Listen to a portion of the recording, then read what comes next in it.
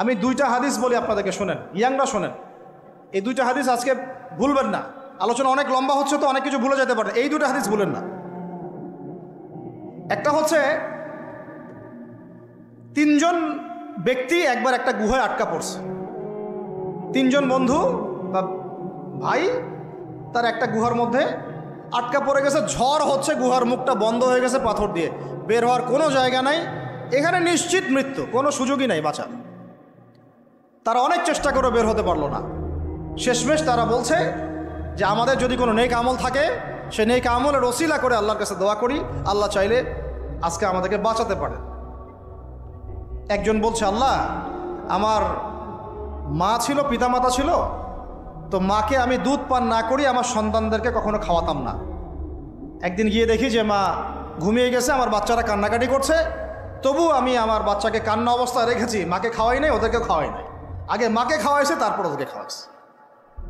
আজকে ঘরে ঘরে মাদের সাথে কি আচরণ দেখেন, কি একটা অবস্থা দেখেন সমাজে, কি প্রজন্ম তৈরি করেছেন। মারা এখন বৃদ্ধাশ্রমে চলে যাচ্ছে, শিক্ষিত মা, তাই না? মায়ের পায়ের নিচে আপনার জান্নাত। আর এটাও একটা ব্যাপার যে মায়েরা আবার হাজরা আলাইহিস সালামের মতো হবেন না, যে মায়েরা সারা আলাইহিস সালামের মতো হবেন না, আয়েশা খাদিজা রাদিয়াল্লাহু আনহুমা তাদের মতো হবেন না, তো আপনাদের গর্ভ থেকে তো এর চেয়ে ভালো সন্তান আশা করা যায় না। সমস্যা সব দিকেই আছে না? তো ও এই দোয়া করার সাথে সাথে একটু সরে গেল, আল্লাহর পক্ষ থেকে এই পাথরটা একটু সরে গেল, সুবহানাল্লাহ। কিন্তু বের হওয়ার জন্য এনাফ না। এরপরে আরেকজন দোয়া করছে যে আল্লাহ, আমার একজন কর্মচারী ছিল, টাকা পাইতো আমার কাছে কিছু, তো সে একদিন বেতন না নিয়ে চলে গেছে।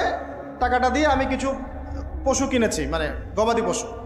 এই গবাদি পশু 2টা থেকে 4টা, 4টা থেকে 8টা হতে হতে অনেকগুলো হয়েছে। অনেক দিন পর সে আসছে, এসে বলছে আমার টাকা দাও। সে বলছে যে এই সবগুলো পশু তোমার, নিয়ে যাও। তুমি কি ইয়ারকি ফাজলামি করতেছো আমার সাথে? আমার টাকা আমাকে দাও। না, ইয়ারকি ফাজলামি করতেছি না, এটা তোমার টাকা দিয়ে কেনা ছিল, সবগুলো বংশবৃদ্ধি হতে হতে আজকে এই অবস্থা হচ্ছে।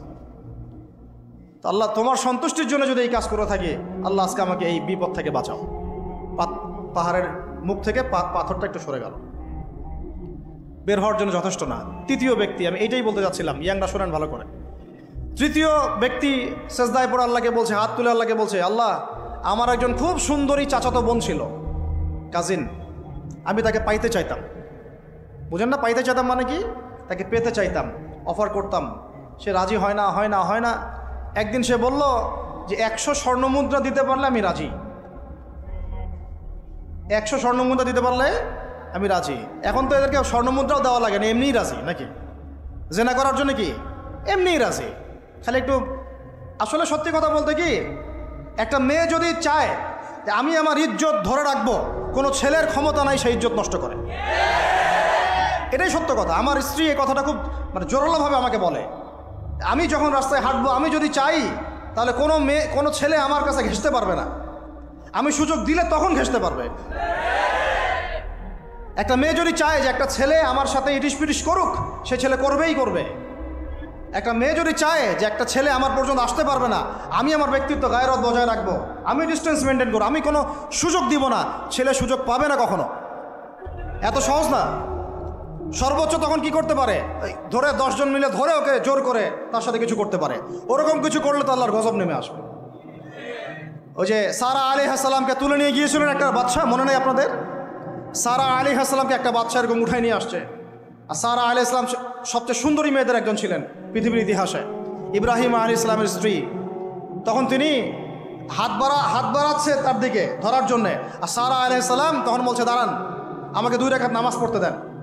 2 রাকাত নামাজ পড়ে তিনি আল্লাহর কাছে হাত তুলে বলেন, আল্লাহ তুমি জানো আমি আমার সতীত্ব, আমার ইজ্জত, আমার সম্মান আমার স্বামী ছাড়া আর কারোর সামনে কখনো প্রদর্শন করি নাই।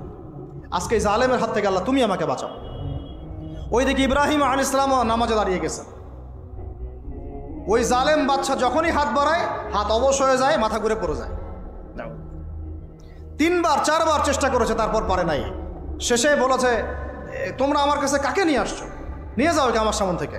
পরে উল্টা হাজরা আলাইহিস সালামকে হাদিয়া সহ দিয়ে পাঠিয়ে দিচ্ছে। একটা মেয়ে চাইলে তার ইজ্জত সম্মান এভাবে রক্ষা করতে পারে। তোমরা জেনায় ছেলেরা লিপ্ত করেছে, কারণ তোমরা চেয়েছো বলেই করতে পারছো। তুমি ফিতনা না ছড়াতা, তুমি বেহায়ের মতো বাইরে বের না হতা, তুমি তোমার চুল খোলা না রাখতা, তুমি তোমার পোশাক ঠিক রাখতা, তোমার কথা ঠিক রাখতা, তোমার কথার মধ্যে মানে শক্তি রাখতা, মিষ্টি মিষ্টি প্রলোভন দিতা না, বাইকের পিছনে বসতা না, চটপটি ফুচকা খাইতা না, এখানে ওখানে আড্ডা মারতা না, কোনো ছেলে তোমার কাছে আসতে পারতো না। তোমরা এই কাজ করেছো, ছেলে আসতে পেরেছে। আপনারা তো কিছু হইলে ছেলেদেরকেই দোষ দেন। ছেলেরা তো এমনি আকর্ষিত হবেই। আমি একজন ছেলে হিসেবে বলতেছি এটা না তো বিষয়টা। একটা ছেলের ফিতরত এটা যে তার কাছে সবচেয়ে সুন্দর মনে হবে একটা মেয়েকে। এটা একটা ছেলের ফিতরত, স্বভাব ধর্ম, এটা চুম্বকের মতো আকর্ষণ করবে। আর এর উপর যখন আপনি এটাকে ফ্রি অ্যাক্সেস করে দিবেন, লাইসেন্স করে দিবেন, বেপর্দায় বের হবে, গায়ের জামা কাপড়ও ঠিক নাই, হ্যাঁ, তারপর কথাবার্তা মিষ্টি মিষ্টি প্রলোভিত টানতেছে, সিডিউস করতেছে, তখন তো একটা ছেলে মানে মিসগাইডেড হইতেই পারে, স্বাভাবিক। ছেলেরও দোষ আছে, কিন্তু অবশ্যই এখানে মেয়েরও দোষ আছে।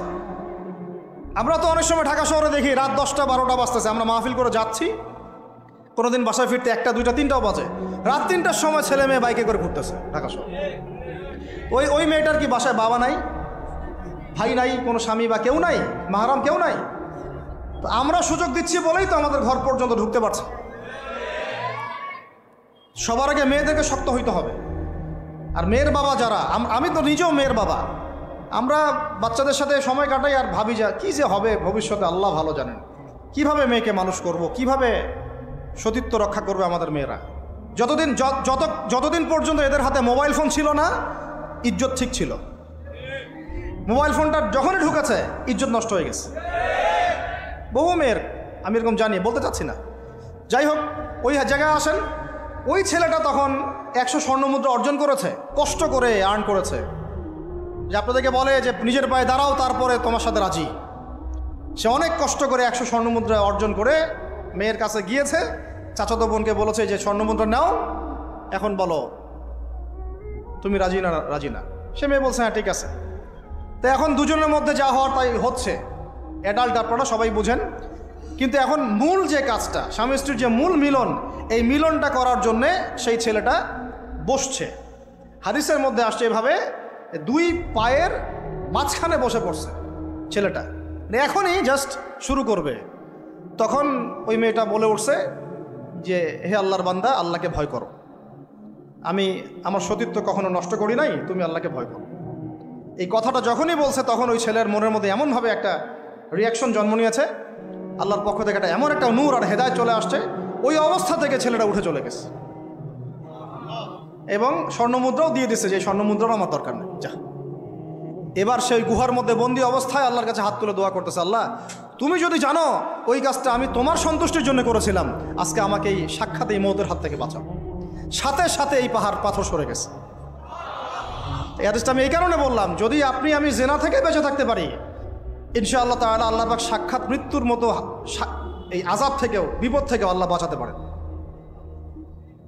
এটা একটা হাদিস, সবাই মনে রাখবেন। দ্বিতীয় একটা বলি, এটা আমাদের সব বিবাহিতদের জন্য। আজকে তো বিবাহিতরাও অভাব নাই। আর আমি আশ্চর্য হয়ে যাই যে বিবাহিত একটা ছেলে, বিবাহিত একটা পুরুষ তার স্ত্রীকে এভাবে বেহায়ার মতো কিভাবে সবার সামনে শো করতে পারে। বিয়ে আপনি করলেন, মোহর আপনি দিলেন, সম্পদ আপনার, তার সতীত্ব আপনার, তার সম্ভ্রম আপনার, আপনি নিজে কেন ওকে এভাবে সবার সামনে উত্থাপন করতেছেন? টিকিট আপনি কাটলেন, সিনেমা সবাই দেখবে, ব্যাপারটা এরকম। কি অবস্থা! আবার কোনো কোনো ঘরে দেখা যায় স্বামীরা কন্ট্রোল করতে চাচ্ছে, কিন্তু মেয়ে বা স্ত্রী কন্ট্রোলে থাকতে চায় না। স্বামীকে বলে তুমি বেশি হুজুর হয়ে গেছো, বেশি হুজুর হয়ে গেছো। এই যুগে এগুলো চলে, এটা আধুনিকতার মডার্ন যুগ। এই করতে করতে আমাদের সমাজে পরকীয়া ছড়ায় পড়ছে। এখন এই পরকীয়া বলতে গিয়ে হাদিসটার কথা মাথায় আসছে। আল্লাহর নবী সাল্লাল্লাহু আলাইহি ওয়াসাল্লামের একজন সাহাবী, মহিলা সাহাবী, কি সাহাবী বলেন? এরকম ঘটনা 2-1টা ঘটেছে, আমি একটা বলতেছি খালি। মদিনা মহিলা সাহাবী কোনো একভাবে এরকম একটা অঘটন ঘটে গেছে। মানুষ তো হতে পারে, কি মানুষ তো পাপ করবে, তাই না? হতে পারে। এখন তিনি গর্ভবতী হয়ে গেছেন। নবী সাল্লাল্লাহু আলাইহি ওয়াসাল্লামের কাছে এসে বলছেন, ইয়া রাসূলুল্লাহ তাহিরনি, আমাকে পবিত্র করেন, আমি অনেক বড় অন্যায় করে ফেলেছি। নবী সাল্লাল্লাহু আলাইহি ওয়াসাল্লাম মুখ ঘুরিয়ে নেন মুখ ঘুরিয়ে নিয়ে বলেন যে বাসায় যাও, তওবা করো, আল্লাহ মাফ করে দিবে। নবীজি শুনতে চাচ্ছেন না, কারণ শুনলে কোর্টে মামলা আসলে তো বিচার করতে হবে। তিনি বলছেন যে বাসায় যাও, বাসায় যা মাফ, আল্লাহর কাছে ইস্তেগফার করো, আল্লাহ মাফ করে দিবেন। আবার এদিক দিয়ে ঘুরে আস, ইয়া রাসূলুল্লাহ আমাকে পবিত্র করেন, আমি অন্যায় করে ফেলেছি। এভাবে কয়েক দফার পরে নবীজি বলছেন, তুমি কি অন্যায় করেছো? এমন কোনো কাজ কি তুমি করেছো? সুরমা দানিতে সুরমা নেয়ার সময় আমরা যেভাবে নেই, এরকম কোনো কাজ কি তুমি করেছো? মানে উনি শব্দটা উচ্চারণ করলেন না মুখ দিয়ে, একটা এক্সাম্পল মিসাল দিয়ে বুঝালেন, তুমি কি এরকম কোনো কাজ করেছো? অ্যাডাল্ট্রি কোনো কাজ করেছো? তো তিনি বলছেন, হ্যাঁ আমি গর্ভবতী হয়েছি। নবী সাল্লাল্লাহু আলাইহি ওয়াসাল্লাম আমার বিচার করে দেন। তিনি বলছেন যে বাসায় যাও, আগে সন্তান জন্ম দাও, তারপরে দেখা যাবে। সন্তান জন্ম হলো, সেই মহিলা আবার এসেছেন, সাহাবী, ইয়া রাসূলুল্লাহ আমার বিচার করে দেন। বলছেন সন্তান জন্ম হয়েছে, হ্যাঁ, এখন সন্তান কি করে? দুধ পান করে। দুধ পান করাও, 2 বছর দুধ পান করাও, তারপরে বিচার করে দেব। 2 বছর দুধ পান করা শেষ, সন্তান এখন শক্ত খাবার খেতে পারে, কোলে করে সন্তানকে নিয়ে আসছেন। নবী সাল্লাল্লাহু আলাইহি ওয়াসাল্লামকে বলছেন যে ইয়া রাসূলুল্লাহ, এই যে আমার বাচ্চা দেখেন খেতে পারে, এখন একে আমার বিচার করে দেন। দেখেন তাদের পরকালের কনসেপ্টটা কেমন ছিল, তাদের পরকালের চেতনা কেমন ছিল। এবার নবী সাল্লাল্লাহু আলাইহি ওয়াসাল্লাম বলেন, তোমাদের মধ্যে কে আছো এই বাচ্চার দায়িত্ব নিতে পারো? একজন আনসারী সাহাবী বলছেন আমি। বাচ্চা দাঁড় করে দিলেন, দিয়ে বলেন এই তাকে নিয়ে যাও, নিয়ে গিয়ে অমুক জায়গায় নিয়ে তাকে রজম করো। কি করো? রজম মানে কি ভাই?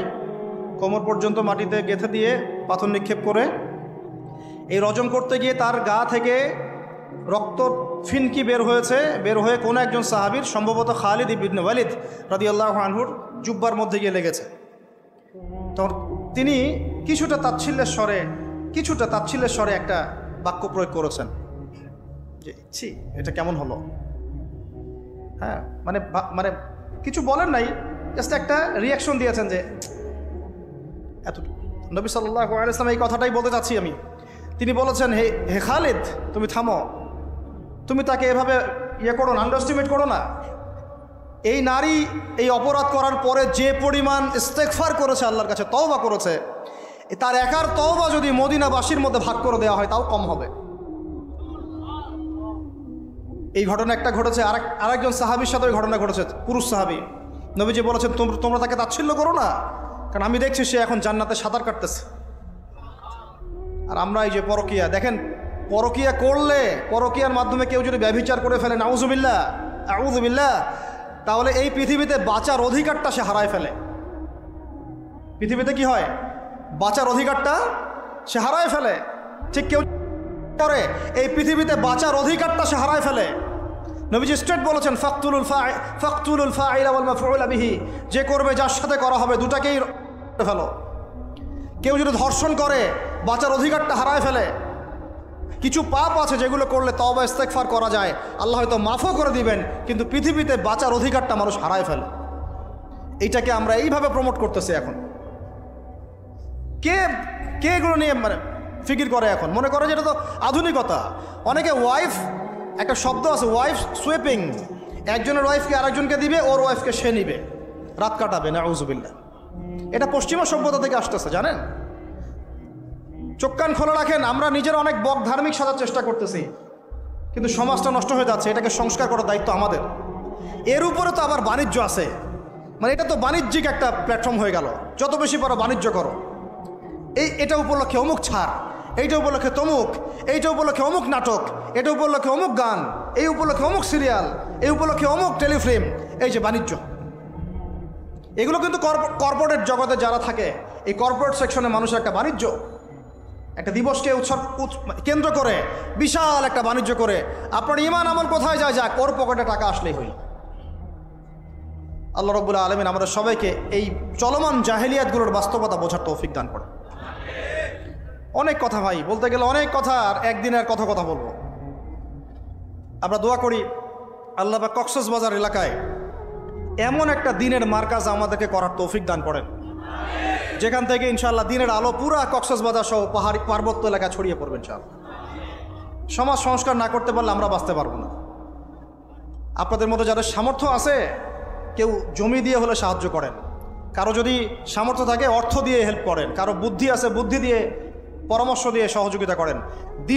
দিনের স্বার্থে, আল্লাহর জন্যে, তার রাসূলের দিনকে টিকিয়ে রাখার স্বার্থে, সমাজের জাহিলিয়াতগুলো দূর করার স্বার্থে দিনই মার্কাজগুলো প্রতিষ্ঠা করার কোনো বিকল্প নাই।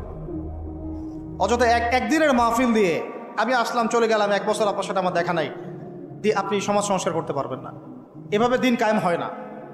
ইকামতে দিন অনেক কঠিন বিষয়। প্রত্যেক দিন প্রত্যেক রাতের মেহনতের উপর দাঁড়ায় থাকবে ইনশাআল্লাহ। আল্লাহ পাক আমাদেরকে এই বেহায়া দিবসকে বর্জন করার তৌফিক দান করুন। এই পশ্চিমাদের ফাঁদ থেকে আল্লাহ আমাদেরকে বাঁচায় রাখে। আল্লাহ রাব্বুল আলামিন আমাদের সবাইকে যেন এই জেনা, ব্যভিচার, পরকিয়া, তারপরে সুদ, মাদক, সমকামিতা, ট্রান্সজেন্ডার, এই সমস্ত ফিতনা থেকে আল্লাহ আমাদেরকে হেফাজত করেন। আমাদের এই যুবক যুবতীদেরকে আল্লাহ পাক খাস করে এই চলমানে জাহিলিয়াতগুলো থেকে হেফাজত করেন। আমিন। প্রত্যেক পরিবারের কর্তা সতর্ক হয়ে যান। প্রত্যেক পরিবারের যে ভাই আছেন, যে বাবা আছেন, সতর্ক হয়ে যান। আপনার পরিবারটাকে আপনি শক্ত হাতে দমন করেন, কঠোরভাবে। দেখবেন ইনশাআল্লাহ অ্যাটলিস্ট আপনার ঘরটা পবিত্র রাখেন।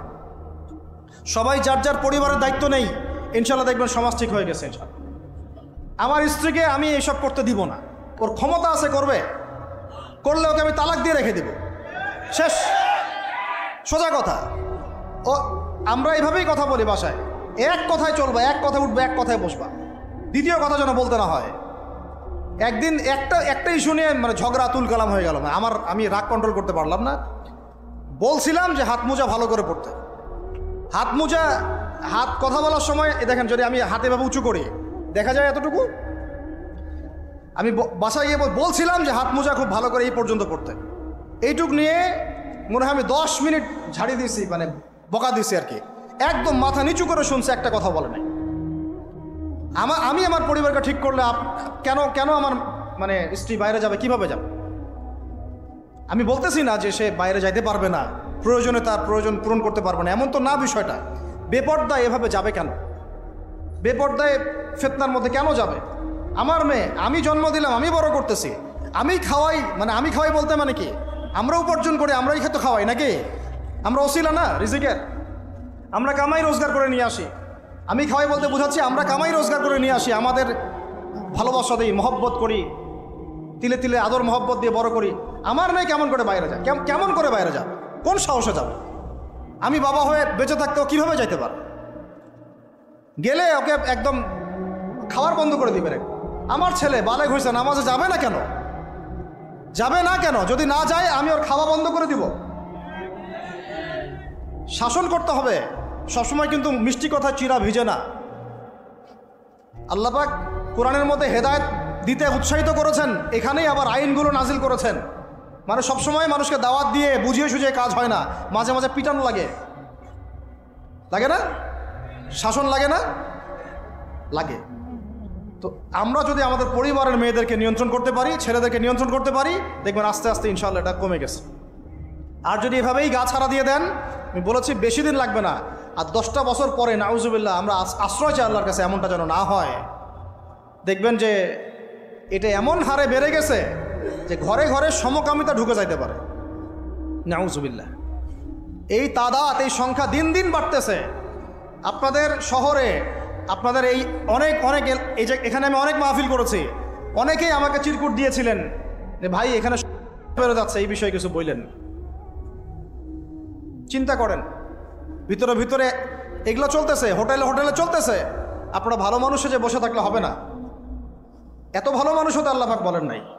আল্লাহ পাক বলেছেন সৎ কাজে আদেশ করো, অসৎ কাজে কি করো? নিষেধ করো। এবং আপনি আপনার জায়গায় আল্লাহ বিরোধী কোনো কিছুকে প্রশ্রয় দিবেন না। ব্যাস, সরকার কোথায় যায় যাক, প্রশাসন কি করে করুক, ওটা আমার দেখার দরকার। আমি আমার জায়গা থেকে আল্লাহ এবং রাসূলের বিরুদ্ধে কোনো কাজ করব না। সিম্পল। এই যে ইতিহাসটা ওরা জানতো না, এই সেন্ট ভ্যালেন্টাইন্সের ইতিহাসটা বলো, ওরা জানে এই যে কত সালে এটা বাংলাদেশে আসছে, ওরা আসলে জানে কে নিয়ে আসলো? দেখেন, ওটা বললামই, ওটা আনার পরে জেনা, ব্যভিচার, ফ্রি মিক্সিং, বাণিজ্য সব বেড়ে গেল। এটাকে কেন্দ্র করে কর্পোরেটরা এখন বাণিজ্য করতেছে। শুধুমাত্র এই দিবসে শুনেন, আর এগুলো বলতে চাইনি, আমি বলতে বাধ্য হচ্ছি, শুধুমাত্র এই দিবসে কোটি কোটি টাকা বিক্রি হয়, জানেন? এটা শুধু কয়েকটা কান্ট্রির পরিসংখ্যান। সারা বিশ্বের পরিসংখ্যান দিলে তো আপনার চোখ কপালে উঠে যাবে। কি হচ্ছে আর কি হচ্ছে না। যেখানে আল্লাহ রাব্বুল আলামিন বলছেন চোখ নিচু করো, কাছেও যেও না, ওটা তো কোরআনে পড়ে থাকলোই, ওটাকে লঙ্ঘন করে জেনা হচ্ছে, ব্যভিচার হচ্ছে, অবৈধ সম্পর্ক হচ্ছে, প্রচুর ধর্ষণ হবে কালকে। আর ধর্ষণ হলে আমি বলবো শুধু ছেলেটা দায়ী না, মেয়েরাও দায়ী আছে। তোমাকে মাহরাম ছাড়া কে বের হইতে বলছে? মাহরাম ছাড়া একটা মেয়ের হজ ফরজ না। মনে করেন আপনার ঘরে একজন মহিলা আছেন যার মাহরাম নাই, তার উপর হজই ফরজ হয় নাই। তো মাহরাম ছাড়া যার হজই ফরজ হয় না, তাকে মাহরাম ছাড়া এভাবে হোটেলে একটা ছেলের সাথে বাইকে যেতে কে বলছে? বলেন, মাহরাম ছাড়া একটা মেয়ের সফর জায়েজ নাই, হজও জায়েজ নাই, হজ করার দরকারই নাই, সে ঘরে থাকবে, ওইটাই তার জন্য বেশি গুরুত্বপূর্ণ, ওটাই হুকুম আল্লাহ পাকের। আর সে মাহরাম ছাড়া এইভাবে এখানে ওখানে ঘুরে বেড়াবে, ছেলের সাথে আড্ডাবাজি করবে, টাঙ্কি মারবে, চটপটি ফুচকা খাবে, এরপর 4-5টা ছেলে মিলে ওকে ধর্ষণ করে দিলে সব দোষ ওই ছেলের উপর আসবে? আমার তো মন চায় যে প্রথমে আগে এই মেয়েগুলোকে শায়েস্তা করি। হ্যাঁ, ছেলেগুলোকে তো করবোই, আগে মেয়েগুলোকে করি। শুধুমাত্র ওয়াজ নসিহত করে কাজ হবে না, সবাইকে কঠোর হতে হবে। আপনি আমাকে বলেন তো দেখি, আপনার মেয়ে কোনো একটা ছেলের সাথে অবৈধ সম্পর্ক করেছে, আপনি কি এটা মেনে নেবেন? আপনারা যে কেউ হন, এখানে অনেক প্রশাসনের ভাই আছেন আমি জানি, ঊর্ধ্বতন কর্মকর্তাও আছে এখানে আমি জানি, এখানে আমার লেকচার রেকর্ড হচ্ছে, এটা আমি জানি। আপনি আমাকে বলেন বা আপনার সিনিয়রদেরকে বলান এই কথাগুলো মেসেজ পৌঁছান, তাদের ঘরে যদি তাদের মেয়ে কোনো ছেলের সাথে অবৈধ সম্পর্ক করে, তারা কি মেনে নিবে? তাদের মেয়েকে যদি কেউ ধর্ষণ করে, তারা কি মেনে নিবে? আপনার ছেলেটা যদি সমকামী হয়, আপনি কি মেনে নেবেন? আপনার বাসায় যদি কালকে একটা ছেলে এসে বলে যে আপনার মেয়ে এসে বলে যে বাবা আমি ওকে ভালোবাসি, ওর সাথে বিয়ে করার আগে আমি যৌন সম্পর্ক করে ফেলছি, আপনি কি মেনে নেবেন? আপনি যদি জানতে পারেন কালকে আপনার মেয়ে গর্ভবতী হয়ে গেছে, আপনি কি মেনে নেবেন? আপনি যদি জানেন কালকে আপনার ছেলে আপনাকে এসে বলছে বাবা আমি একটা ছেলেকে নিয়ে আসছি, ও ছেলেটা আসলে বাইরে ছেলে, ভিতরে মেয়ে, তাই আমরা বিয়ে করে ফেলছি, আপনি কি মেনে নেবেন? তো এটা নবী সাল্লাল্লাহু আলাইহি ওয়াসাল্লামের ফিলোসফি ছিল। একজন সাহাবী এসে বলেছিলেন ইয়া রাসূলুল্লাহ আমি ইসলামের সব মানতে প্রস্তুত আছি, খালি আমাকে জেনা করার অনুমতি দেন। নাউযুবিল্লাহ। সাহাবীরা রাগ হয়ে গেছেন, এই কার সাথে কি কথা বলো, বেয়াদবি করতে। নবী সাল্লাল্লাহু আলাইহি ওয়াসাল্লাম বললেন দাঁড়াও, তাকে ছাড়ো, আমি বুঝাচ্ছি।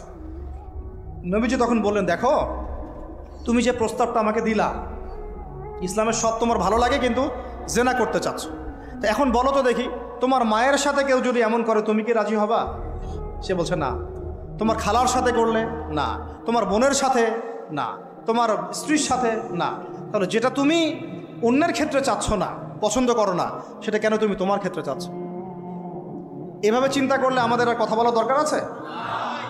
আল্লাহ পাক আমাদের সবাইকে কথাগুলো বোঝার তৌফিক দান করে।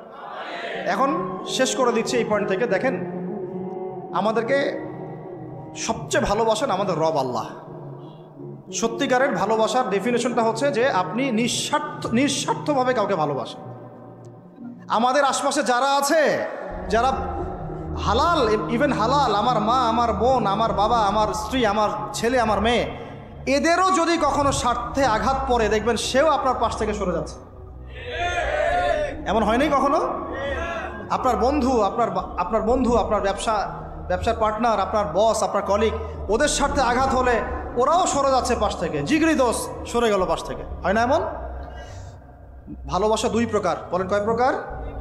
আমার সাথে বলেন, এখানে শেষ করে দিব 10টা মিনিট। ভালোবাসা কয় প্রকার? একটা হচ্ছে নিঃস্বার্থ ভালোবাসা। কি স্বার্থ? কোনো স্বার্থ নাই, নিঃস্বার্থভাবে ভালোবাসা। একটা হচ্ছে কোনো না কোনো স্বার্থ জড়িত আছে এমন ভালোবাসা। আপনার স্ত্রীর চাহিদাও যদি আপনি পূরণ করতে ব্যর্থ হন, দেখবেন স্ত্রীর সাথে আপনার গন্ডগোল লেগে যাচ্ছে, যদিও সে হালাল, বৈধ, তাই না? এমন হয় না অনেক সময়? আমি তো অনেক দিন বলেছি, অনেক দিন আগেও বলেছি, 5 বছর 6 বছর আগে, যে মানুষ আসলেই মানুষের অবস্থানকে মূল্যায়ন করে। ভিতর থেকে মানুষকে শুধু মূল্যায়ন করে আল্লাহ রাব্বুল আলামিন। না হলে কি হতো? এই যে এত অন্যায় আমরা করেছি, আল্লাহ পাক কি আমাদেরকে ছেড়ে দিয়েছেন, ফেলে দিয়েছেন, গজবে ধ্বংস করে দিয়েছেন? এই যে আল্লাহ পাক যে আমাদেরকে মহব্বত করেন, ভালোবাসেন, তার প্রমাণ এগুলো। আল্লাহ পাক চান যে আমরা যেন ফিরে আসি। আল্লাহ পাক বলছেন সারা দুনিয়ার সমান গুনাহও যদি সে করে ফেলে, আসমানের সমানও গুনাহ করে ফেলে, খালি তওবা করে ফিরে আল্লাহকে বলবে আস্তাগফিরুল্লাহাল্লাযী লা ইলাহা ইল্লা হুয়াল হাইয়ুল কাইয়্যুম ওয়া আতুবু ইলাইহি।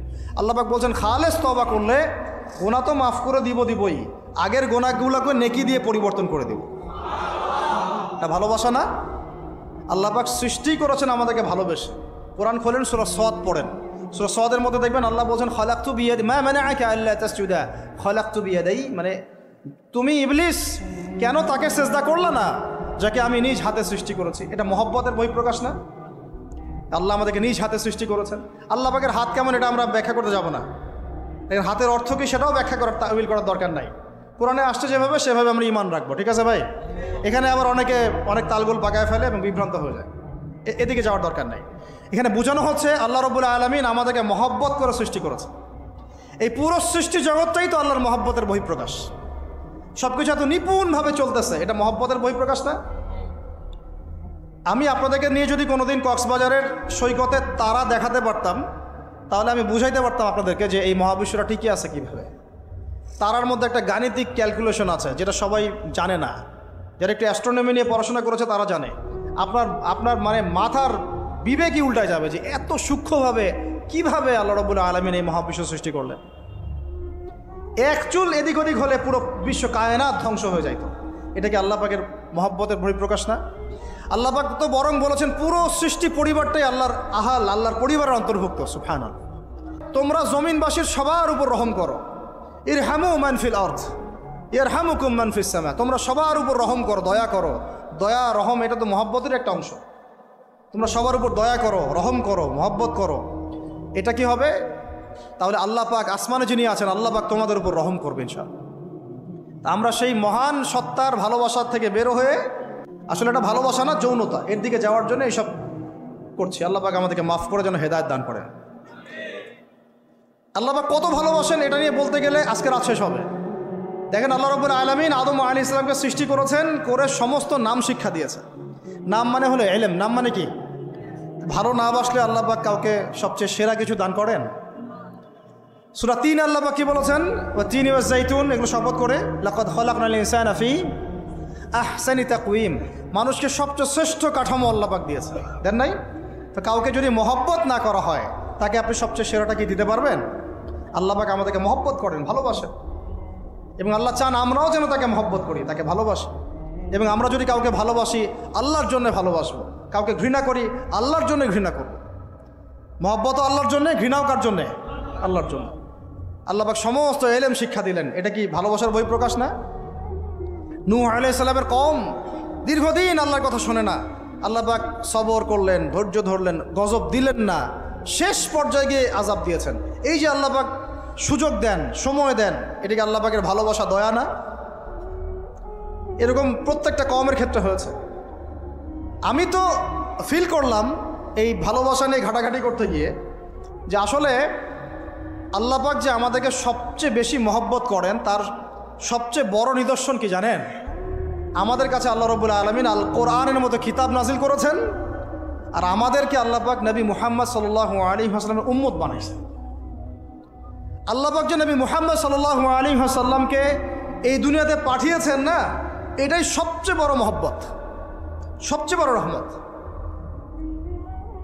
কারণ তার সুন্নতে এমন কিছু নাই যেটা আপনি খুঁজে পাবেন না। আর তিনি আমাদেরকে যে মহব্বত করতেন, মুহাম্মদ সাল্লাল্লাহু আলাইহি ওয়াসাল্লাম আমাদেরকে যে মহব্বত করতেন, তিনি আমাদেরকে বলতেন যে আমরা তার ভাই। আমরা তার কি ভাই? মানে কি মায়ের পেটের ভাই? এটা বোঝানো হয় নাই। একটা হাদিসে তিনি বলেছেন আমি তো পিতৃতুল্য। তার মানে কি সত্যি সত্যি বাবা সন্তানের সম্পর্ক? রুহানি পিতা। তিনি কি ইমাম নন? তিনি ইমাম, তিনি নেতা, তিনি আমাদের শিক্ষক, তিনি নবী। তো তিনি আমাদেরকে যে মহব্বত করতেন, তিনি একদিন বলছিলেন নবী সাহাবীদের সামনে, কাশ আমি যদি আমার ভাইদেরকে দেখতে পেতাম। সাহাবীরা বলছেন ইয়া রাসূলুল্লাহ আমরা কি আপনার ভাই না? তখন নবীজি বলছেন না, তোমরা আমার সাহাবী। আমার ভাই তারা যারা আমাকে না দেখেই আমার প্রতি ঈমান নিয়ে আসবে। প্রত্যেক নবীকে আল্লাহ পাক একটা দোয়া করার চান্স দিয়েছে। কয়টা ভাই? এমন একটা দোয়া যেটা করলে আল্লাহ পাক কবুল করবেনই করবেন। করলে আল্লাহ পাক কি করবেন? অবশ্যই কবুল করবেন। নবী সাল্লাল্লাহু আলাইহি ওয়াসাল্লাম বলছেন যে সমস্ত নবী এই দোয়াটা পৃথিবীতে করে ফেলেছে। তো আমি এই দোয়াটাকে মুলতবি রেখেছি যে কাল কিয়ামতের মাঠে আমি আমার উম্মতের জন্য সুপারিশ করবো ইনশাআল্লাহ। এবং নবী সাল্লাল্লাহু আলাইহি ওয়াসাল্লামের সুপারিশে বহু কবিরা গুনাহগার মুসলমান যারা জাহান্নামের ফয়সালা হয়ে গেছে তাদেরকে আল্লাহ পাক কিছুটা শাস্তি ভোগ করালে হলেও আবার জান্নাতে নিয়ে আসবেন ইনশাআল্লাহ। তো তিনি আমাদেরকে মহব্বত করেন না, করতেন না? চিন্তা করে তাহলে আমরা তার দিনকে কি মহব্বত করলাম, আমরা তার হুকুম হাকামের বিধিবিধান সুন্নতের কি মহব্বত করলাম? চিন্তা করেন। একটা হাদিসে নবীজি স্পষ্ট করে বলছেন এটা আমাদের জন্য একটা কষ্টি পাথর। এটা একটা কি কষ্টি পাথর। তিনি বলছেন লা ইউমিনু আহাদুকুম, তোমাদের মধ্যে কেউ মুমিন হইতে পারবে না। কি হইতে পারবে না? মানে প্রকৃত মুমিন হইতেই পারবে না তোমরা। হে আমার উম্মত, তোমাদের মধ্যে কেউ প্রকৃত মুমিন হইতেই পারবে না যতক্ষণ না হাত্তা আকুনা আহাব্বা ইলাইহি মিন ওয়ালিদিহি ওয়া ওয়ালাদিহি ওয়ান নাসি আজমাইন, যতক্ষণ না আমি মুহাম্মদ সাল্লাল্লাহু আলাইহি ওয়াসাল্লাম তোমাদের কাছে নিজের কি সন্তান, নিজের বাবা মা এবং সমস্ত মানব জাতির থেকে বেশি প্রিয় না হচ্ছে। হাদিসটা আবার বলি, নবীজি বলছেন কেউ ততক্ষণ পর্যন্ত প্রকৃত মুমিন হতে পারবে না যতক্ষণ না আমি মুহাম্মদ সাল্লাল্লাহু আলাইহি ওয়াসাল্লাম তার কাছে তার সন্তান, তার পিতা, এমনকি সমস্ত মানব জাতি থেকে বেশি প্রিয় না হচ্ছে। আর আমরা যারা আগামীকালকে এইটার প্রিপারেশন নিয়েছি, আসলে কি আমাদের কাছে নবী প্রিয় বেশি না আমাদের দুনিয়ার স্বার্থ বেশি প্রিয়? যারা এগুলো করবে তাদের কাছে কি সত্যিই নবী প্রিয়? তাহলে তারা করতে পারতো না। যদি নবী আমাদের কাছে সবচেয়ে বেশি প্রিয় না হয়, আমরা মুমিন হতে পারছি না। আর যাদের কাছে নবী প্রিয় তারা কখনো এমন হারাম কাজে যেতে পারবে না। যারা যাচ্ছে তারা কখনোই নবীকে ভালোবাসে না, কোশ্চিনকালেও না। শোনেন, উমর রাদিয়াল্লাহু আনহুর নাম শুনেন নাই? বললে অনেক কথা ভাই, অনেক কথা, কোনটা রেখে কোনটা বলি। উমর রাদিয়াল্লাহু আনহু একদিন এসে বলছেন খলিফাতুল মুসলিমিন, মুসলিমদের তিনি খলিফা, জান্নাতের সুসংবাদপ্রাপ্ত 10 জন সাহাবীর একজন। জান্নাতের সার্টিফিকেট পেয়েছেন পৃথিবীতে কয়জন সাহাবী? একটা হাদিসে একসাথে 10 জন। ওই 10 জনের অন্যতম একজন, যিনি এমন শাসন ব্যবস্থা পৃথিবীতে প্রতিষ্ঠা করেছিলেন যার মতো মিসাল এখন পর্যন্ত পৃথিবীতে আর দেখা যায় নাই। একটা হাদিসে আসছে যে রাস্তা দিয়ে ওমর হাঁটে ওই রাস্তা দিয়ে শয়তান হাঁটে না। কি বুঝলেন? শয়তান যদি দেখে ওই যে ওমর, ও আর ওই যাবে না ওই রাস্তার মধ্যে। এই হচ্ছে ওমর ইবনুল খাত্তাব। আমার পরে কোনো নবী নাই। নবীজি বলছেন আমার পরে কোনো নবী নাই, লা নবিয়্যা বা'দি, আমার পরে কোনো নবী নাই। যদি হতো তাহলে ওমর হতো, যদি হতো তাহলে ওমর হতো। অন্য একটা হাদিসে আসছে আমার পরে কোনো নবী নাই, তবে তুমি আমার, এটা অন্য সাহাবী সম্পর্কে, আলী ইবনে আবি তালিব সম্পর্কে, তুমি আমার জীবনে তেমন মূসার জীবনে হারুন ছিল যেমন। এটা হচ্ছে আলী ইবনে আবি তালিব। তো এখানে কথা হচ্ছে ওমর রাদিয়াল্লাহু আনহুর মতো মানুষ নবীর কাছে এসে বলছেন সাল্লাল্লাহু আলাইহি ওয়াসাল্লাম, ইয়া রাসূলুল্লাহ ওয়াল্লাহি লা উহিব্বুক, আল্লাহর কসম করে বলছি আমি আপনাকে অনেক মহব্বত করি, ইল্লা মিন নাফসি, আমার নফসের চেয়ে বেশি না। মানে আমি আমার জানের চাইতে আপনাকে বেশি মহব্বত করি না। কথা কি বুঝতে পারতেন কি? মানে আমি আপনাকে অনেক মহব্বত করি ইয়া রাসূলুল্লাহ, সব কিছু থেকে বেশি মহব্বত করি, কিন্তু আমার নিজের জানের চেয়ে বেশি না। নবী সাল্লাল্লাহু আলাইহি ওয়াসাল্লাম বলছেন লা ইয়া ওমর, এখনো মুমিন হওনি ওমর। কাকে বলছেন? কাকে বলছেন? জান্নাতের সার্টিফিকেট প্রাপ্ত একজন মানুষকে। লা ইয়া ওমর, এখনো হওনি। তখন নবী সাল্লাল্লাহু আলাইহি ওয়াসাল্লামকে তিনি একটু পরে আবার বলছেন ইয়া রাসূলুল্লাহ ওয়াল্লাহি আলান, এখন লা হাব্বা ইলাইয়া মিন কুল্লি শাই হাত্তা মিন নাফসি, এখন থেকে আপনি আমার কাছে সবচেয়ে বেশি প্রিয় সব কিছু থেকে, এমনকি আমার নফসের থেকেও বেশি প্রিয়। তখন নবীজি বলছেন আলান ইয়া ওমর, হ্যাঁ এখন ওমর, এখন তুমি মুমিন হলে। তাহলে যারা আমরা নবীর সুন্নতের খেলাফ এইসব অপসংস্কৃতি, নোংরামি, জেনা, ব্যভিচার, কনসার্ট, নাটক, সিনেমা, পরকিয়া, এইসব তথাকথিত ভালোবাসা দিবস, এই জেনা দিবসগুলো পালন করছি, আমরা কি আসলেই নবীকে ভালোবাসি? আমরা কি সত্যি আল্লাহকে ভালোবাসি? আল্লাহ পাক আমাদেরকে বোঝার তৌফিক দান করেন না, জাহিলিয়াত থেকে ফিরে আসার তৌফিক দান করেন। এরকম প্রচুর ঘটনা। ভালোবাসা তো এগুলোর নাম। ভালোবাসা কাকে বলে জানেন? সাহাবীরা বাসায় যেতেন, আবার দৌড় দিয়ে আসতেন নবী সাল্লাল্লাহু আলাইহি ওয়াসাল্লামের চেহারাটা একটু দেখার জন্য। এটা নাম ভালোবাসা। আপনারা যদি ওমরা করতে চান, হজ করতে চান, দেখবেন বারবার আপনার নবীর রওজায় গিয়ে সালাম দিতে মন চাইবে, যে আরেকবার দেখা করে আসি, আরেকটু দেখা করে আসি, আরেকবার সালাম দিয়ে আসি। ভালোবাসা কোনো স্বার্থ আছে এখানে? নবী সাল্লাল্লাহু আলাইহি ওয়াসাল্লাম কি আমাদের কাছে কোনো স্বার্থ দাবি করেছেন? আল্লাহ করেছেন। এগুলো ভালোবাসা। এই ভালোবাসা হলো প্রকৃত ভালোবাসা।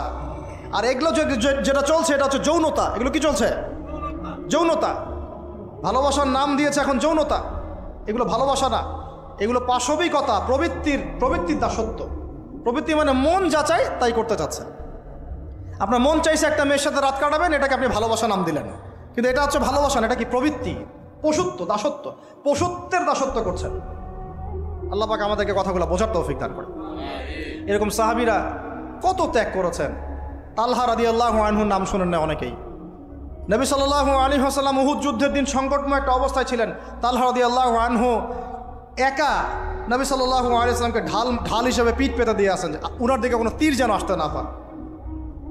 শেষে দেখা গেল তার গায়ের মধ্যে 40 থেকে 50টা তরোয়ারের আঘাত আছে, তীরের খোঁচা আছে, বর্ষার খোঁচা আছে।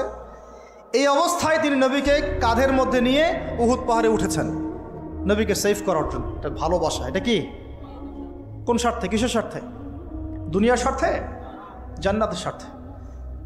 একজন সাহাবী বাড়ি নির্মাণ করেছেন, তো নবী সাল্লাল্লাহু আলাইহি ওয়াসাল্লাম দেখে একটু খালি মানে হয় না, তুমি কার বাড়ি এটা?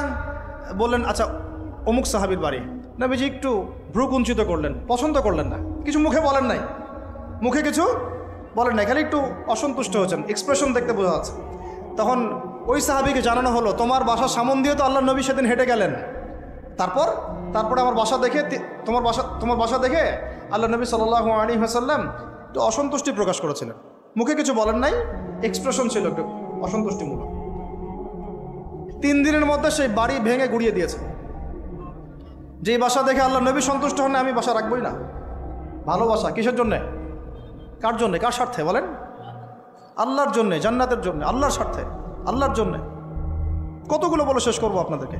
সাদ বিন আবি ওয়াক্কাস রাদিয়াল্লাহু আনহু উহুদ যুদ্ধের দিন এইরকম করে তীর নিক্ষেপ করছেন। আল্লাহ নবী বলছেন, ইয়া সাদ, হে সাদ, তীর ছুড়ো, তোমার জন্য আমার পিতামাতা কুরবান হোক। আশপাশে 9 জন ছিল, তার মধ্যে একজন করে শহীদ হতে শেষে 2 জন বেঁচে থাকলো, সাদ বিন আবি ওয়াক্কাস, তালহা বিন উবাইদুল্লাহ রাদিয়াল্লাহু আনহু। এগুলো তারা কেন করেছেন? ভালোবাসার জন্যে। ভালোবাসা এগুলোর নাম। কতগুলো বললে শেষ করবো আপনাদেরকে বলেন।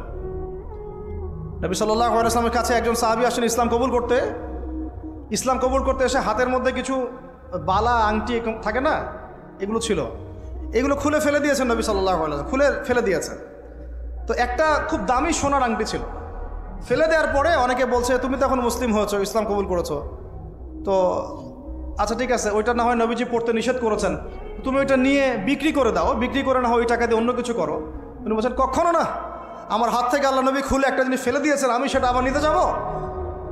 কিসের জন্য এগুলা? এটা ভালোবাসা, মুহাব্বত।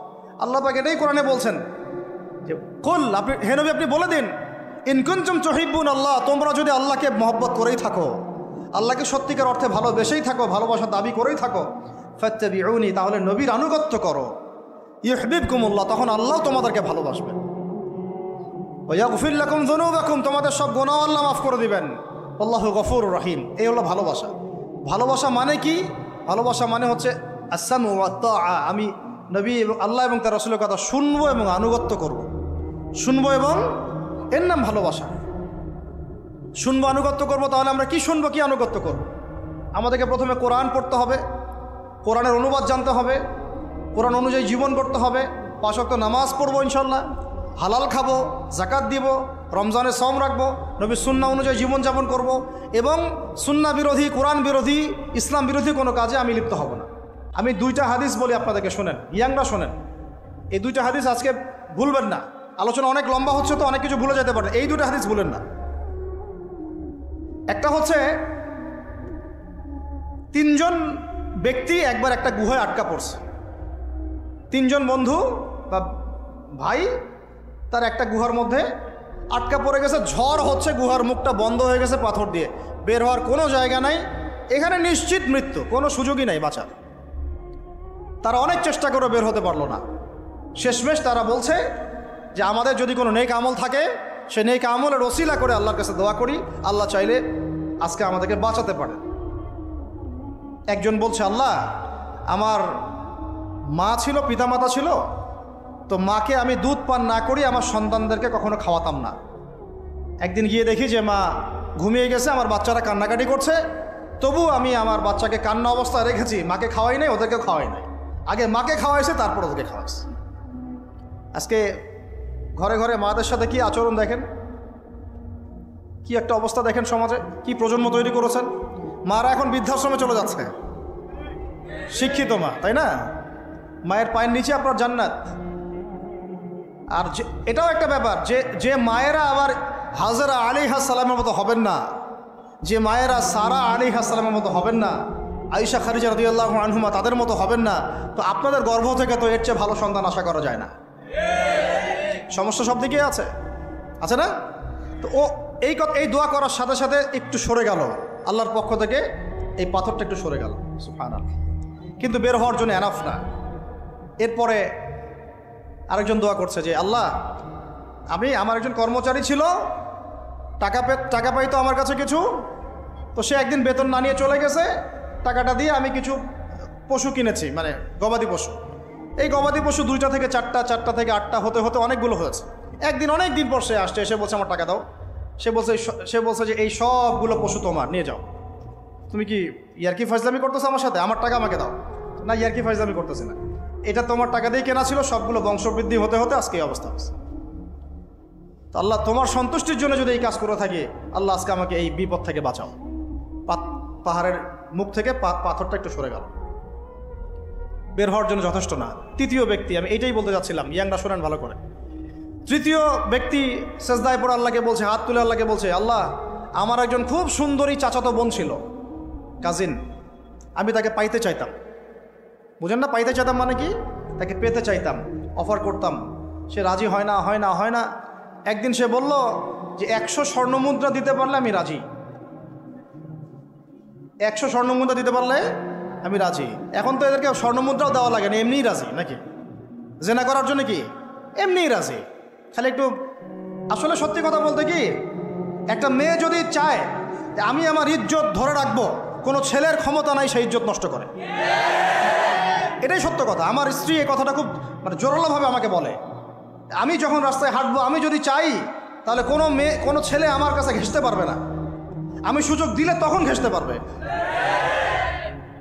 একটা মেয়ে যদি চায় যে একটা ছেলে আমার সাথে ইটিস পিটিস করুক, সে ছেলে করবেই করবে। একটা মেয়ে যদি চায় যে একটা ছেলে আমার পর্যন্ত আসতে পারবে না, আমি আমার ব্যক্তিত্ব গায়রত বজায় রাখবো, আমি ডিস্টেন্স মেনটেন করবো, আমি কোনো সুযোগ দিব না, ছেলে সুযোগ পাবে না কখনো। এত সহজ না। সর্বোচ্চ তখন কি করতে পারে, ধরে 10 জন মিলে ধরে ওকে জোর করে তার সাথে কিছু করতে পারে। ওরকম কিছু করলে তো আল্লাহর গজব নেমে আসবে। ওই যে সারা আলাইহিস সালামকে তুলে নিয়ে গিয়েছিলেন একটা বাদশা, মনে নেই আপনাদের? সারা আলাইহিস সালামকে একটা বাদশা এরকম উঠাই নিয়ে আসছে। আর সারা আলাইহিস সালাম সবচেয়ে সুন্দরী মেয়েদের একজন ছিলেন পৃথিবীর ইতিহাসে, ইব্রাহিম আলাইহিস সালামের স্ত্রী। তখন তিনি হাত বাড়াচ্ছে তার দিকে ধরার জন্যে, আর সারা আলাইহিস সালাম তখন বলছে, দাঁড়ান, আমাকে 2 রাকাত নামাজ পড়তে দেন। 2 রাকাত নামাজ পড়ে তিনি আল্লাহর কাছে হাত তুলে বলেন, আল্লাহ, তুমি জানো আমি আমার সতীত্ব, আমার ইজ্জত, আমার সম্মান আমার স্বামী ছাড়া আর কারোর সামনে কখনো প্রদর্শন করি নাই। আজকে এই জালেমের হাত থেকে আল্লাহ তুমি আমাকে বাঁচাও। ওইদিকে ইব্রাহিম আলাইহিস সালাম নামাজে দাঁড়িয়ে গেছেন। ওই জালেম বাদশা যখনই হাত বাড়ায়, হাত অবশ হয়ে যায়, মাথা ঘুরে পড়ে যায়। 3বার 4বার চেষ্টা করেছে, তারপর পারে নাই। শেষে বলেছে, তোমরা আমার কাছে কাকে নিয়ে আসছো, নিয়ে যাও একে আমার সামনে থেকে। পরে উল্টা হাজরা আলাইহিস সালামকে হাদিয়া সহ দিয়ে পাঠিয়ে দিচ্ছে। একটা মেয়ে চাইলে তার ইজ্জত সম্মান এভাবে রক্ষা করতে পারে। তোমরা জেনায় ছেলেরা লিপ্ত করেছে কারণ তোমরা চেয়েছো বলেই করতে পারছো।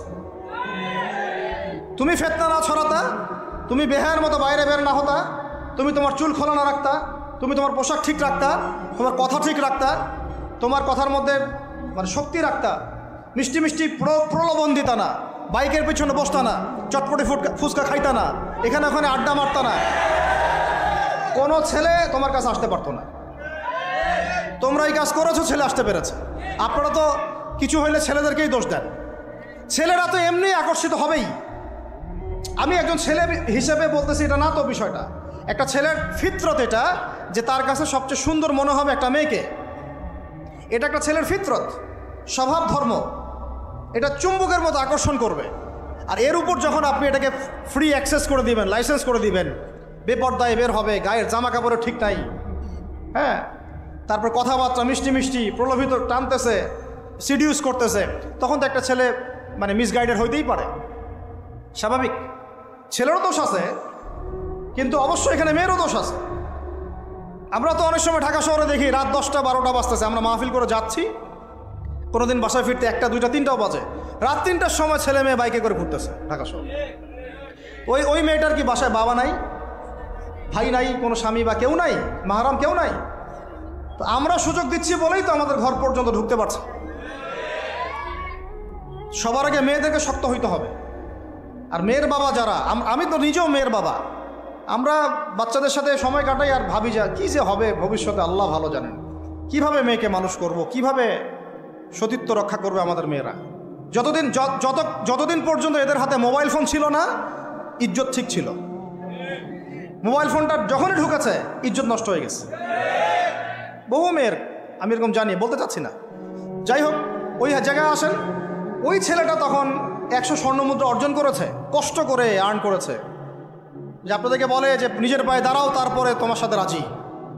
সে অনেক কষ্ট করে 100 স্বর্ণমুদ্রা অর্জন করে মেয়ের কাছে গিয়েছে, চাচাতো বোনকে বলেছে যে স্বর্ণমুদ্রা নাও, এখন বলো তুমি রাজি না। সে মেয়ে বলছে হ্যাঁ ঠিক আছে। তো এখন দুজনের মধ্যে যা হওয়ার তাই হচ্ছে, অ্যাডাল্ট আপনারা সবাই বুঝেন। কিন্তু এখন মূল যে কাজটা, স্বামী স্ত্রীর যে মূল মিলন, এই মিলনটা করার জন্যে সেই ছেলেটা বসছে। হাদিসের মধ্যে আসছে এভাবে, 2 পায়ের মাঝখানে বসে পড়ছে ছেলেটা, এখনই জাস্ট শুরু করবে। তখন ওই মেয়েটা বলে উঠছে যে হে আল্লাহর বান্দা, আল্লাহকে ভয় করো, আমি আমার সতীত্ব কখনো নষ্ট করি নাই, তুমি আল্লাহকে ভয় করো। এই কথাটা যখনই বলছে তখন ওই ছেলের মনের মধ্যে এমনভাবে একটা রিয়াকশন জন্ম নিয়েছে, আল্লাহর পক্ষ থেকে এমন একটা নূর আর হেদায়েত চলে আসছে, ওই অবস্থা থেকে ছেলেটা উঠে চলে গেছে এবং স্বর্ণমুদ্রাও দিয়ে দিচ্ছে, যে স্বর্ণমুদ্রাও আমার দরকার নেই, যা। এবার সেই গুহার মধ্যে বন্দি অবস্থায় আল্লাহর কাছে হাত তুলে দোয়া করতেছে, আল্লাহ তুমি যদি জানো ওই কাজটা আমি তোমার সন্তুষ্টির জন্য করেছিলাম, আজকে আমাকে এই সাক্ষাৎ এই মৌতের হাত থেকে বাঁচাও। সাথে সাথে এই পাথর সরে গেছে। এই হাদিসটা আমি এই কারণে বললাম, যদি আমি জেনা থেকে বেঁচে থাকতে পারি, ইনশাআল্লাহ তাআলা আল্লাহ পাক সাক্ষাৎ মৃত্যুর মতো এই আযাব থেকেও, বিপদ থেকেও আল্লাহ বাঁচাতে পারেন। এটা একটা হাদিস, সবাই মনে রাখবেন। দ্বিতীয় একটা বলি, এটা আমাদের সব বিবাহিতদের জন্য। আজকে তো বিবাহিতরাও অভাব নাই। আর আমি আশ্চর্য হয়ে যাই যে বিবাহিত একটা ছেলে, বিবাহিত একটা পুরুষ তার স্ত্রীকে এভাবে বেহায়ার মতো কিভাবে সবার সামনে শো করতে পারে। বিয়ে আপনি করলেন, মোহর আপনি দিলেন, সম্পদ আপনার, তার সতীত্ব আপনার, তার সম্ভ্রম আপনার, আপনি নিজে কেন ওকে এভাবে সবার সামনে উত্থাপন করতেছেন? টিকিট আপনি কাটলেন, সিনেমা সবাই দেখবে, ব্যাপারটা এরকম। কি অবস্থা! আবার কোনো কোনো ঘরে দেখা যায় স্বামীরা কন্ট্রোল করতে চাচ্ছে, কিন্তু মেয়ে বা স্ত্রী কন্ট্রোলে থাকতে চায় না। স্বামীকে বলে তুমি বেশি হুজুর হয়ে গেছো, বেশি হুজুর হয়ে গেছো। এই যুগে এগুলো চলে, এটা আধুনিকতার মডার্ন যুগ। এই করতে করতে আমাদের সমাজে পরকীয়া ছড়ায় পড়ছে। এখন এই পরকীয়া বলতে গিয়ে হাদিসটা কথা মাথায় আসছিল। আল্লাহর নবী সাল্লাল্লাহু আলাইহি ওয়াসাল্লামের একজন সাহাবী, মহিলা সাহাবী। কি সাহাবী বলেন? এরকম ঘটনা 2-1টা ঘটেছে, আমি একটা বলতেছি খালি। মদিনা মহিলা সাহাবী কোনো একভাবে এরকম একটা অঘটন ঘটে গেছে। মানুষ তো হতে পারে, কি মানুষ তো পাপ করবে, তাই না? হতে পারে। এখন তিনি গর্ভবতী হয়ে গেছেন। নবী সাল্লাল্লাহু আলাইহি ওয়াসাল্লামের কাছে এসে বলছেন, ইয়া রাসূলুল্লাহ তাহহিরনি, আমাকে পবিত্র করেন, আমি অনেক বড় অন্যায় করে ফেলেছি। নবী সাল্লাল্লাহু আলাইহি ওয়াসাল্লাম মুখ ঘুরিয়ে নেন, মুখ ঘুরিয়ে নিয়ে বলেন যে বাসায় যাও, তওবা করো, আল্লাহ মাফ করে দিবে। নবীজি শুনতে চাচ্ছেন না, কারণ শুনলে কোর্টে মামলা আসলে তো বিচার করতে হবে। তিনি বলছেন যে বাসায় যাও, বাসায় যা আল্লাহর কাছে ইস্তেগফার করো, আল্লাহ মাফ করে দিবেন। আবার এদিক দিয়ে ঘুরে আস, ইয়া রাসূলুল্লাহ আমাকে পবিত্র করেন, আমি অন্যায় করে ফেলেছি। এভাবে কয়েক দফার পরে নবীজি বলছেন, তুমি কি অন্যায় করেছো? এমন কোনো কাজ কি তুমি করেছো? সুরমা দানিতে সুরমা নেয়ার সময় আমরা যেভাবে নেই, এরকম কোনো কাজ কি তুমি করেছো? মানে উনি শব্দটা উচ্চারণ করলেন না মুখ দিয়ে, একটা এক্সাম্পল মিসাল দিয়ে বুঝালেন, তুমি কি এরকম কোনো কাজ করেছো? অ্যাডাল্ট্রি কোনো কাজ করেছো? তো তিনি বলছেন হ্যাঁ, আমি গর্ভবতী হয়েছি।